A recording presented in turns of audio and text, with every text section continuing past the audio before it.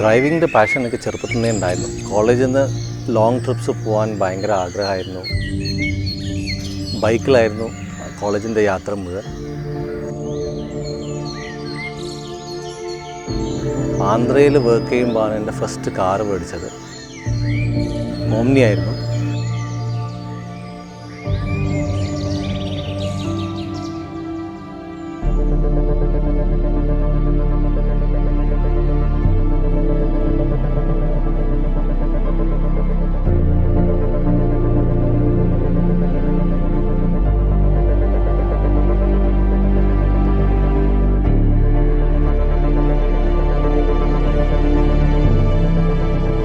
ആന്ധ്രയിൽ നിന്ന് കാലിക്കറ്റിലോട്ട് സ്ഥിരം ഓമ്നിയിൽ ഒരു once in year to 3 times a year റെഗുലറായിട്ട് ലോങ് ട്രിപ്പ് നോൺ സ്റ്റോപ്പ് വരുന്ന ഒരു പതിവായിരുന്നു.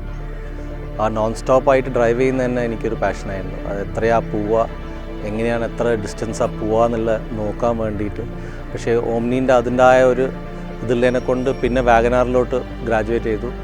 സ്ഥിരമായിട്ട് ഈ ലോങ് ട്രിപ്പ് പോയി അവസാനം വാഗനാറും അതിൻ്റെ ഒരു ലിമിറ്റ് എത്തിയപ്പം അടുത്ത ഒരു വലിയ ഫാമിലിയുമാണ്.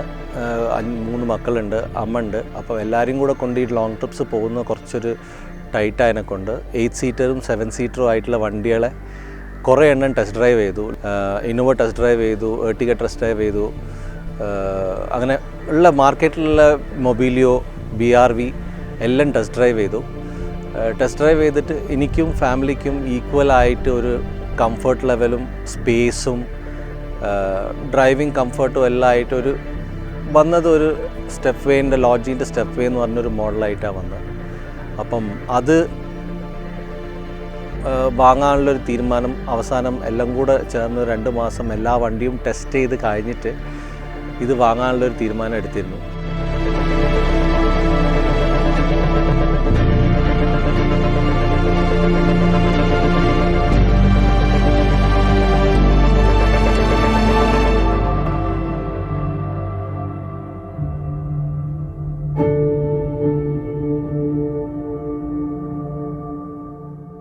ഞാനിപ്പോൾ ഈ വണ്ടി വാങ്ങിയ കഴിഞ്ഞ 25th അതായത് May 25th. ബൈ നൗ ഒരു 2000 കിലോമീറ്റർ ആയിട്ടില്ല, പക്ഷേ അതിൻ്റെ ജസ്റ്റ് അടുത്തായി എത്തിക്കുന്നത്. വയനാട് ഡിസ്ട്രിക്റ്റിലോട്ട് പോയിക്കുന്നത്. കണ്ണൂർ ഡിസ്ട്രിക്റ്റ് 3 ചുരം കയറി ഇറങ്ങി ഗുരുവായൂരിലോട്ട് പോയി തിരിച്ചു വന്നു. ഡ്രൈവിംഗ് കംഫർട്ട് ലെവൽ ടെസ്റ്റ് ഡ്രൈവിലുള്ള എൻ്റെ എക്സ്പീരിയൻസ് ശരി വരുത്താൻ വേണ്ടിയിട്ടുള്ള ഒരു പ്രയത്നം തന്നെയായിരുന്നു. നല്ല കംഫർട്ടബിളാണ് വണ്ടി. ഉള്ളിലൊരു നല്ല സൈലൻസാണ്. ഇതിന് ഈ 110 bhpൻ്റെ മോഡലിന് 6 ഗിയറും കൂടെ എല്ലാം കൊണ്ട് പ്ലെയിൻ ലോങ് റോഡ്സിൽ നല്ല കംഫർട്ടബിളായിട്ട് എൻജിൻ നോയ്സ് ഇല്ലാതെ വണ്ടി സ്മൂത്തായിട്ട് പോകുന്നുണ്ട്. അവർ പറയുന്ന മൈലേജ് 18 പക്ഷേ ഇപ്പോൾ എനിക്ക് ഫസ്റ്റ് സർവീസിൻ്റെ മുന്നേ കിട്ടുന്നത് 14. ദേ ഹാവ് സെഡ് ദാറ്റ് 18 കിട്ടും. ഫൈനലി ആ 18ൻ്റെ ലെവലിലോട്ട് വരും. ഇഞ്ചിൻ്റെ പവർ റേഞ്ച് നല്ല റേഞ്ചാണ്. ഓവർടേക്കിംഗ് ഒരു പ്രശ്നമേ അല്ല. എസ്പെഷ്യലി ഫുൾ ലോഡിൽ ചുരം കയറുമ്പം നല്ല സ്മൂത്തായിട്ട് നല്ല ക്ലിയറായിട്ട് കയറുന്നുണ്ട്. അതേമാതിരി ബോഡി റോൾ തീരെ ഇല്ലാത്തൊരു കാറായിട്ടാണ് എനിക്ക് തോന്നുന്നത്. ഇത്ര വെയ്റ്റും ഇത്ര ഹൈറ്റുള്ള കാറായിട്ടും ചുരം കയറുമ്പം ബോഡി റോൾ തീരെ എക്സ്പീരിയൻസ് ചെയ്തിട്ടേ ഇല്ല.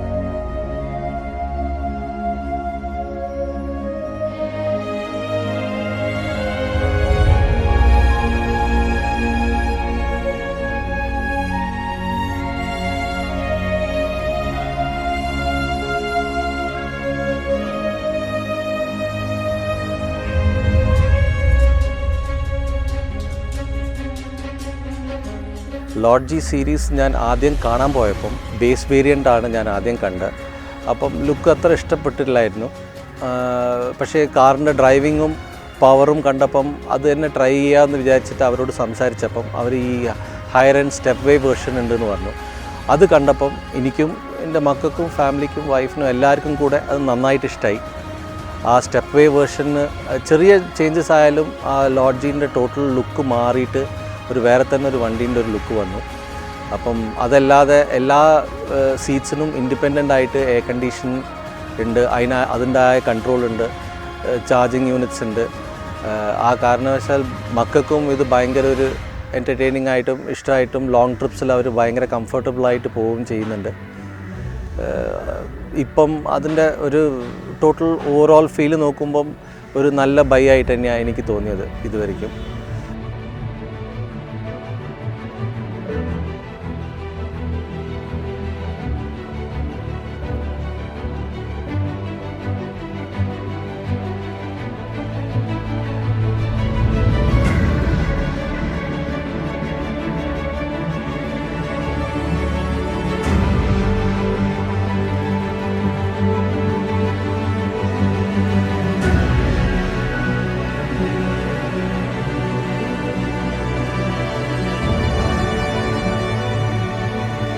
ഈ കാറ് വാങ്ങിയതിൻ്റെ ശേഷം അടുത്ത കാറിനെ പറ്റി ആലോചിക്കാൻ കുറച്ചൊരു ടൈം എടുക്കുന്നതാണ് എനിക്ക് തോന്നുന്നത്.